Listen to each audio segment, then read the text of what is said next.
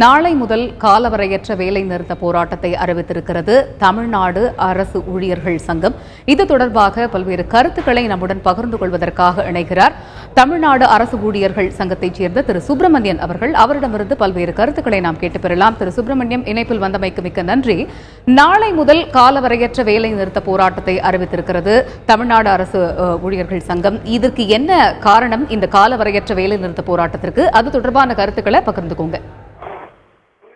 முன்னாள் முதல்வர் செல்வி ஜெயலலிதா அவர்கள் சட்டசபையில் 110வது விதியின் கீழ் அறிவித்த புதிய ஓய்வூதிய திட்டத்தை ரத்து செய்வது குறித்தும், அதே போன்று சிறப்பு காலமுறை ஊதியம் வழங்குபவர்களுக்கு, சத்துணவு, அங்கன்வாடி, ஊராட்சி செயலாளர், கிராம உதவியாளர்களுக்கு அந்த காலமுறை ஊதியம் வழங்குவது குறித்தும் எந்த விதமான நடவடிக்கையும் தமிழக அரசிடம், இப்பொழுது இருக்கக்கூடிய அரசிடம் இல்லை. ஊதிய குழு நேரடியாக அழைத்து பேசல.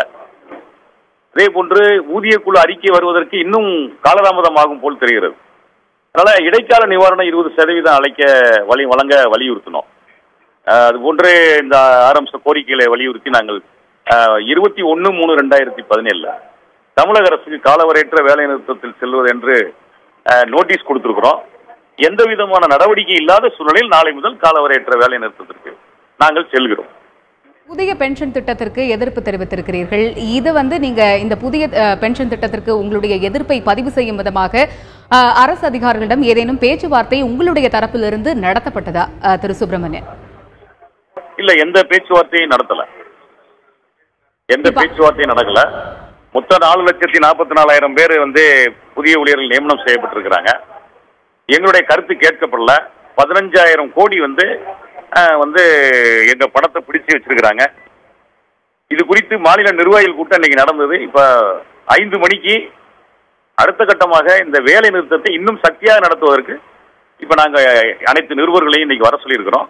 செய்தியாளர்களுக்கு பேட்டி 5 மணிக்கு கொடுக்கிறோம். இது தொடர்பாக வேறு யார், எந்த அரசியல் கட்சியினரிடமாவது இது தொடர்பாக ஏதோ பேச்சுவார்த்தை நடத்தவிருக்கிறீர்களா? அடுத்த கட்ட நடவடிக்கை என்ன எடுக்க போகிறீர்கள் இந்த காலவரையற்ற வேலை நிறுத்த போராட்டம் தொடர்பாக? இதுவரைக்கும் எந்த பேச்சுவார்த்தை என்பது இல்ல. நாளைக்கு வேலை நிறுத்தம்.